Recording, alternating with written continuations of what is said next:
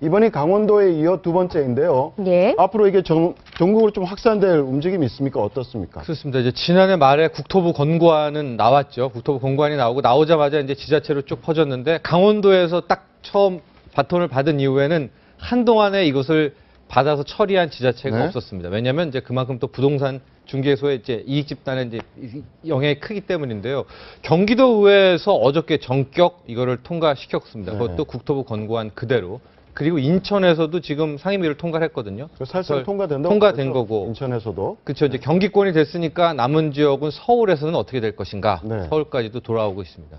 지금 경기도하고 인천은 굉장히 좀 임팩트가 큰 지방자치단체잖아요. 그렇죠. 뭐 가장 큰 건 서울인데 저는 개인적으로 최근에 어떤 흐름 자체가 네. 좀 묘하다고 보는 것이 뭐냐면 시급 인상 문제 있지 않습니까? 반값 복비도 마찬가지인데 이게 좀 서민과 서민의 프레임입니다. 이게 서민갑과 서민어의 프레임 아니면 그러니까 복덕방을 하시는 분들이 뭐 그렇게 되게 넉넉하신 분들이 대부분 아니잖아요. 그렇죠. 네. 그럼 복비를 반값 깎자. 일단 이 사안은 일반 뭐 서민 중산층은 또 좋지만 그것으로 생계를 유지하는 또 복덕방 업주들은 또 문제 아닙니까? 네. 시급 문제도 대부분 보면 뭐 치킨이나 동네에서 배달하는 업체나 이런 영세한 자영업자들인데 여기 시급 인상을 한다 했을 때 그분들의 수익률이 또 떨어지는 거 아닙니까? 그렇다고 본다면 이 문제는 뭔가 좀 더 사리 있게 볼 필요가 있지 않느냐. 네. 뭐 정답이 뭔지는 모르겠으나 예. 전체적인 구조가 서민 갈라치기라는 측면이 분명히 있어 보입니다, 이게. 공인 중개업소들도 어떻게 보면 영세 자영업자군에 그렇죠. 네. 들 수도 있는데 그렇죠.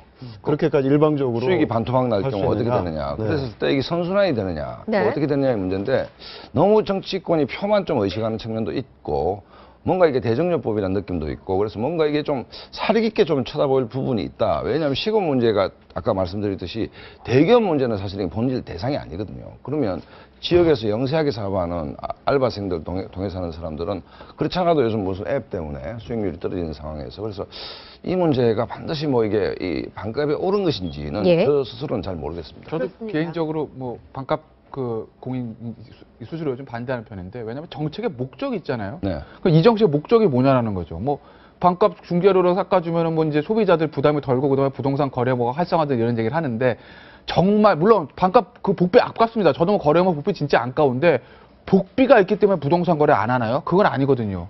그 지금 전세값과 매물가 이걸 잡아줘야지 그 전세값에서 복비 몇백만 원 더 한다고 사실 어떻게 보면 그게 큰 영향이 없거든요. 네, 네. 근데 이거를 줄인다고 해서 부동산 거래가 활성화되거나 아니면 전세를 들어간 사람들한테 그 부담을 열어주는 그 정책적 목적 달성보다는 오히려 말씀하신 대로 그 역장보다 큰 거 아니겠는가. 그렇다고 예. 이 정책에 서 우리가 조금 더 고려할 필요가 있을 것 그리고 같아요. 이게 복비라는 게 늘 내는 사람은 내는 게 비싸다고 생각을 하고 또 받는 사람은 얼마 안 된다고 또 생각을 합니다.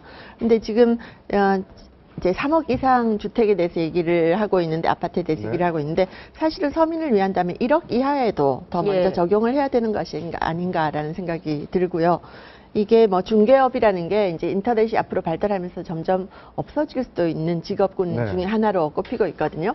그런 걸 볼 때 지금 복덕방 하시는 분들 안 그래도 좀 힘드신 분도 많으신데 앞으로 어떻게 될 건지 참 걱정이 됩니다. 이번에 네. 통과된 거는 매매가 6억에서 9억, 네. 전세가 3억에서 6억 사이 네. 거래 이루어질 때. 근데 실제 이 줄어드는 금액이 상당히 커요. 한번 상당하죠. 사례를 그래서 좀 지금 네. 어제 설명해 주시죠. 저녁에 당장 어떤 일이 일어났냐면은 경기도 지역의 부동산 중개소에 전화가 불통이 났다고 하는 겁니다. 이게 시행이 다음 달 아마 둘째 주부터 시행이 될 것 같은데 예. 우리가 통상적으로 이제 복비 주는 게 잔금까지 다 끝나고 나서 이제 주지 않습니까? 네. 네. 그러니까 그 잔금 날짜 연기하자고 그 아. 전화가 굉장히 나오게 되는데 예. 이제 가령 3억짜리 전세 복비가 나와 있는데 아마 예. 저게 이제 중개를 하는 것 같습니다. 왜냐면 0.8%거든요. 그러니까 지금 3억에서 6억 원대를 이제 전세 계약을 맺었다.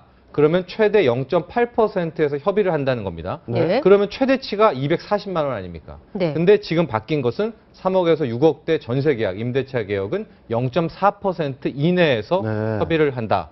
그러니까 가장 많이 복비를 주더라도 이제 이 제도가 바뀌고 나면 120만 원입니다.